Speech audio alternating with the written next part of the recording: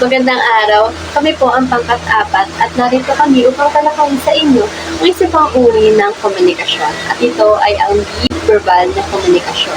Ano nga ba ang di-verbal na komunikasyon? Ito ay pagpapalitan ng mensahe o pakikipagtalistasan na ang daluyan o channel ay hindi lahat lamang ng sinasalitang tunog, kundi kasama ang kilos ng katawan at ang tinig na iniaangkop sa mensahe. Ang hindi verbal ay hindi ito gumagamit ng salita, bagkus na ipapakita ang mensaheng nais nating iparating sa pamamagitan ng kilos o galaw ng katawan. Ang di-verbal na komunikasyon ay ang mga bagay na ginagawa na lang natin kapag hindi natin kayang ibahayag yung mga bagay na nais nating iparating. Gamit ang mga salita, sa madaling salita, ito ang mga aksyon o ekspresyon ng ating ginagawa. May mga uri ang di-verbal na komunikasyon. Una ay ang galaw ng katawan o kinesika o kinesis. Pinatutunayan sa anyong ito ng komunikasyon na ang bawat kilos at galaw ng katawan ng tao ay may kaakibat na kahulugan. Maaaring bigyan ng interpretasyon ng mga taong nasa kanyang kapaligiran. Sa katunayan, ang kinesika ay sumasakop sa apat na pamamaraan. Kabilang narito ay ang ekspresyon ng mukha, galaw ng mata, kumpas ng mga kamay at tindig ng katawan. Una ay ang ekspresyon ng mukha. Sa ating mukha, lumalabas ang iba't ibang emosyon, iba't ibang damdamin na ating nadarama na hindi natin kayang sabihin sa ibang tao. Halimbawa, hindi man natin sabihin na ang kausap natin ay nalulungkot. Ngunit kapag tiningnan natin ang ekspresyon ng kanyang mukha, ay mahihiwatig natin na meron siyang mensahe na nais ipahiwatig. Ang pangalawa naman ay ang galaw o kilos ng mata. Matatagpuan sa ating mga mata ang ating sinseridad at katotohanan na nais ipakita ng tao. Ngunit, kung ang mga mata natin ay hindi makatingin sa mata, maaaring walang sinseridad sa kanya o kaya naman siya ay nagsisinungaling. Pangatlo, galaw o kumpas ng kamay, na kung saan ay nagbibigay din ng verbal na kahulugan at saloobin ng isang individual. Halimbawa, maglagay ka lang ng isang senyales na ganito, na ang ibig sabihin ay meron itong verbal na ipinahahayag. Ang ibig sabihin nito ay sang-ayon ka sa isang bagay. Pang-apat ay ang tindig at postura, kung saan naman ay ang pagkakaroon ng tindig at postura ay nagpapakita ng tiwala sa sarili. Ngunit kung ikaw naman ay paggalaw-galaw habang ikaw ay nagugulat, maaaring ikaw ay kinakabahan o kaya naman ikaw ay maaaring hindi ka sigurado o hindi mo alam yung tinatalakay mo sa harapan. Ang pangunahing paksa sa bilang dalawa ay ang proximika o espasyo. Proximika o pag-aaral ng kung paano ginagamit ng mga tao ang espasyo sa komunikasyon ay isang mahalagang aspeto ng di-verbal na pakipag-ugnayan na nakakaapekto sa kung paano natin nakikita at pakipag-usap sa iba. Ang unang pantulong ng paksa sa bilang dalawa ay ang espasyong intim. Ang espasyong ito ay para sa malalapit na relasyon tulad ng magkasintahan, pamilya at malapit na magkaibigan. Pangalawang pantulong ng paksa ang espasyong personal. Ang espasyong ito ay para sa mga casual na pag-uusap sa mga kaibigan, pamilya at katrabaho. At ang pangatlong espasyo naman ay ang sosyal.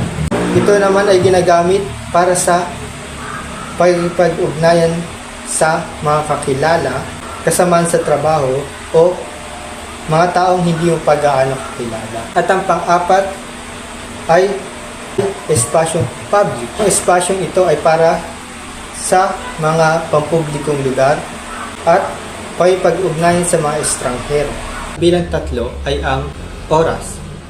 Ito ay isang makapangyarihang elemento ng di-verbal na komunikasyon na naghahatid ng maraming mensahe kabilang ng paggalang, kapangyarihan, emosyon, at mga kultura ng mga nuances.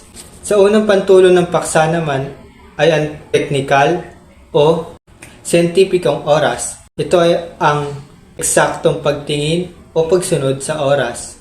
Ginagamit ito sa mga larangan ng medisina, siyensya, at teknolohiya, kung saan mahalaga ang tumpak na oras para sa pagkuha ng datos, eksperimento o proseso.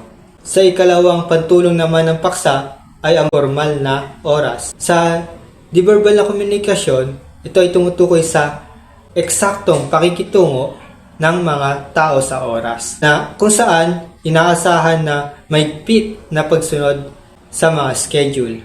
Ang halimbawa naman nito ay ang pagsunod sa oras, madalas na pagtingin sa oras, mabilis at mahusay na mga kilos, at estruktura at nakabatay sa oras na nakaugnay. Samantala, ang formal naman na komunikasyon ay tumutukoy sa pakikitungo sa mga tao sa oras ng hindi striktong paraan, kung saan hindi sila sumusunod sa oras at mga schedule.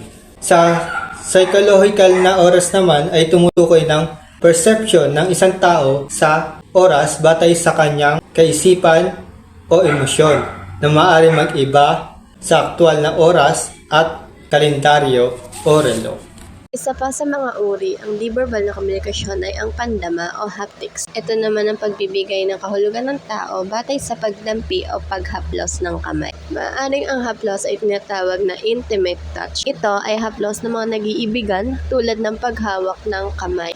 Meron din tayong tinatawag na warm touch, na kung saan ito ay haplos ng kaibigan o kamag-anak upang maipadlaman nila ang kanilang pagmamahal.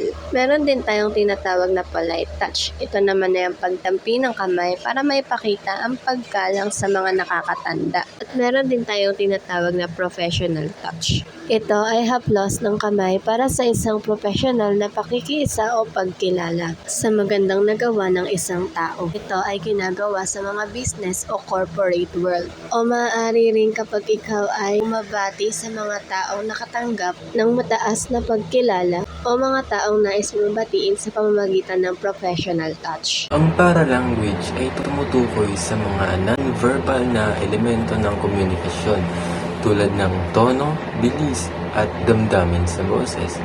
Ito ay nagdadagdag ng konteksto at kahulugan sa mga salita kahit mahalaga sa pag-unawa ng mensahe. At narito ang halimbawa ng paralanguage. Unang-una, tono ng boses. Ang mataas na tono ng boses ay maaaring magpahiwatig ng saya o excitement, habang ang mababang tono naman ay maaaring magpahiwatig ng lungkot o pagkamadamdamin. Pangalawa, bilis na pagsasalita.